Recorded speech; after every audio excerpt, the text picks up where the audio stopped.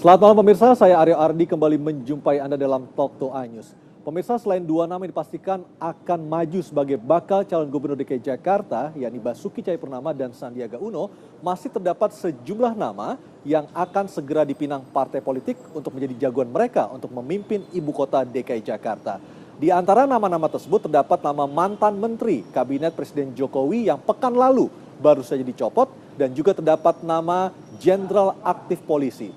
Selain itu masih terdapat satu nama mantan menteri pada era Presiden Susilo Bambang Yudhoyono yang memastikan diri akan tetap maju melalui jalur independen.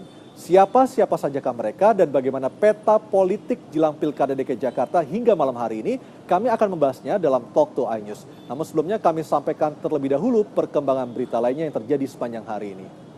BNN membantah keras pernyataan Freddy Budiman, terpidana mati kasus narkoba, melalui tulisan Kontras Haris Azhar, di mana Freddy mengatakan menyetorkan dana 450 miliar rupiah kepada pejabat negara dan sering dikunjungi oknum BNN selama di Lapas Nusa Kambangan, Cilacap, Jawa Tengah.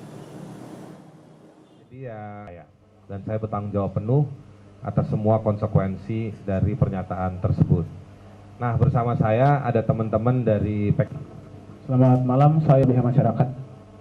Selamat malam, nama saya kebetulan saya juga di Paralegal Rumah Singgah. Baik, saya ngajak teman-teman dari Juga satu buah kendaraan yang dipakai untuk menyimpan atau membawa barang paspor yang bersangkutan. Ya. Ini BPKB dan STK mobil.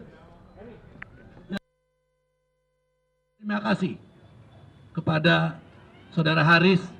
Kalau itu benar, ya, karena kita berkomitmen, kita harus bersihkan, ya, bersihkan oknum dari siapapun, ya, yang ada di BNN ini harus bersih. Ya, BNN memastikan akan terus berkomitmen kuat dalam memberantas peredaran narkotika di Indonesia karena akan merusak generasi bangsa Indonesia.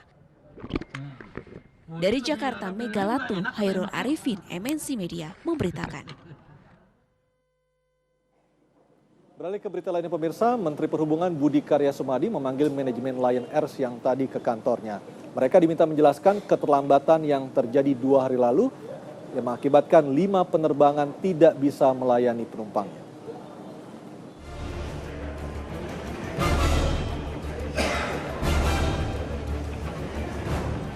Dalam pertemuan ini, pihak Kemenhub dan Lion Air membahas operasi di darat dan udara yang berkaitan dengan slot ATC, tiket, dan daftar tunggu. Keterlambatan 5 penerbangan yang terjadi pada Minggu malam lalu disebabkan oleh beberapa faktor. Salah satunya adanya perbaikan landasan pacu di Bandara Internasional Juanda, Surabaya. Menteri Perhubungan telah memberi instruksi pada PT Angkasa Pura I untuk memperpanjang jam operasional Bandara Juanda dari pukul 22 hingga 24. Karena dengan pembatasan jam 10 kemarin ada beberapa flight dari airline nasional itu yang berkurang. Nah, ini juga menjadi pertimbangan dari Bapak Menteri Perhubungan untuk meminta kepada direksi PT AP1 untuk memperpanjang jam operasi Bandar Udara Juanda. Jadi bukan karena kasusnya Lion. Sementara itu, Direksi PT Lion Mentari Airlines Edward Sirait akan memberikan kompensasi kepada para penumpang yang mengalami keterlambatan penerbangan sesuai peraturan pemerintah. Sebenarnya kan peraturan menteri itu sudah bagus, diatur, itu kita berikan. Walaupun di luar itu juga banyak sebenarnya. Kayak contoh misalkan kita tetap menyediakan, katakanlah kalau hotel tersedia kita tawarin. Kalau enggak mereka bilang kami minta uang hotel aja gitu. Itu tergantung di lapangan dinamikanya. Selanjutnya, Kemenhub dan Lion Air akan melakukan evaluasi secara komprehensif. Kemenhub akan terus melakukan pembinaan kepada para operator transportasi, yaitu maskapai penerbangan. Dari Jakarta, Prilita Septivia, Ilham Elias memberitakan.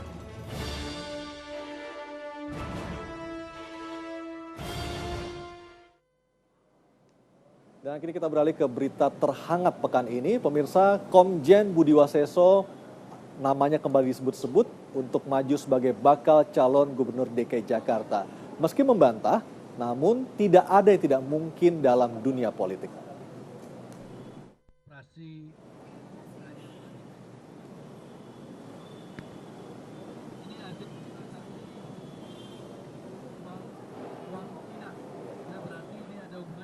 Beredar luas di masyarakat, nama Komjen Budi Waseso akan segera maju menjadi petarung gubernur petahana Basuki Cahayapurnama. Buas, begitu pria ini disapa, diusung oleh koalisi Partai Gerindra bersama Demokrat, PKS, PKB, dan juga Partai Persatuan Pembangunan. Perwira menyandang bintang 3 Polri ini akan disandingkan dengan Sandiaga Uno. Namun Budi Waseso membantah pernyataan tersebut dan Budi lebih berharap partai membantu tugasnya untuk memberantas narkoba di tanah air.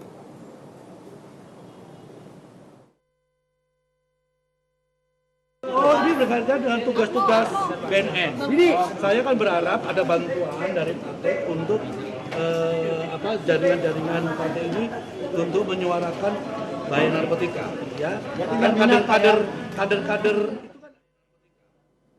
Pemirsa, perwakilan PSSI dan Kemenpora mendatangi ribuan supporter Persebaya Surabaya di Stadion Koja, Jakarta Utara.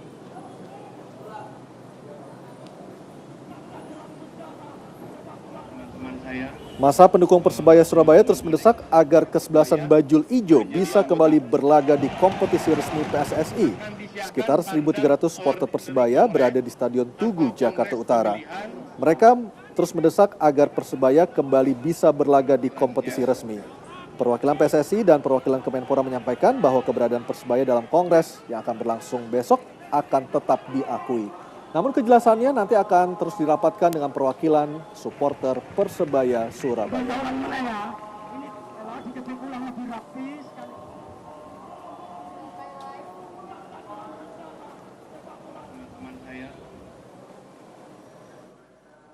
Dan kita akan langsung menuju Stadion Tugu di Koja, Jakarta Utara untuk bertemu dengan reporter kami Reni Anggraini bersama supporter Persebaya 1927 yang sengaja datang ke Jakarta sejak kemarin untuk meminta kejelasan tentang nasib status kesebelasan kesayangannya. Reni, laporan Anda. Hingga malam hari ini para ribuan supporter Persebaya atau bonek masih berada dalam Stadion Tugu Koja, Jakarta Utara.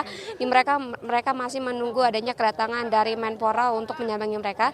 Meski pada sore hari tadi sudah ada perwakilan dari Exco Komite PSSI yang datang untuk memberikan konfirmasi kepada mereka dan juga perwakilan dari Kemenpora. Dari hasil pertemuan tadi mereka memang disampaikan adanya keberadaan Persebaya sudah diakui dari PSSI dan sudah memberikan keterangan dalam surat tertulis di mana ditandatangani langsung oleh salah satu perwakilan PSSI di Pak Tony dalam memberikan keterangan bahwa Persebaya diakui. Namun dari perwakilan supporter Persebaya mengharapkan adanya bukti resmi yang ditandatangani oleh seluruh pengurus PSSI agar Persebaya bisa kembali berlaga dalam setiap pertandingan yang dilakukan oleh PSSI. Dan tidak hanya itu juga ada pun 3 tuntutan yang ingin diharapkan dari Persebaya, yaitu menuntut kembalinya hak Persebaya dan juga pengakuan hak Persebaya dari Komite PSSI dan juga segera mengikutsertakan Persebaya dalam setiap laga pertandingan sepak bola nasional. Namun untuk lebih jelasnya lagi, mereka hingga saat ini masih menunggu kedatangan dari Menpora yang rencananya akan datang malam hari ini, dan esok hari meskipun terdapat larangan untuk mereka datang ke Kongres PSSI, mereka akan datang berunjuk rasa dengan berjalan kaki menuju lokasi Kongres PSSI. Dan tidak hanya itu juga, sekitar 1.300 supporter dari Persebaya ini sudah datang di Stadion Koja dan masih akan datang lagi ratusan supporter yang akan berunjuk rasa esok hari. Dan tidak hanya itu juga, personil pengamanan sudah dilakukan di sekitaran stadion untuk menghindari hal-hal yang tidak diinginkan. Demikian Aryo. Baik, terima kasih Reni Anggraini melaporkan dari Stadion Tugu Koja, Jakarta Utara, tempat ribuan supporter Persebaya Surabaya 1927 meminta kejelasan kepada pemerintah agar kesebelasannya diakui dalam kongres luar biasa yang akan berlangsung mulai besok di Ancol, Jakarta Utara. Terima kasih Reni. Dan pemirsa, selanjutnya di Talk to Anyus malam hari ini, PDIP terus melakukan komunikasi politik dan lobby-lobby politik dengan partai-partai lainnya Akankah mereka mendukung Ahok sebagai bakal calon gubernur, ataukah mereka mendukung nama lainnya yang santer disebut-sebut, yakni mantan Menteri Presiden Joko Widodo yang baru saja terkena reshuffle pada pekan lalu. Kami akan segera kembali dengan dialognya usai pariwara.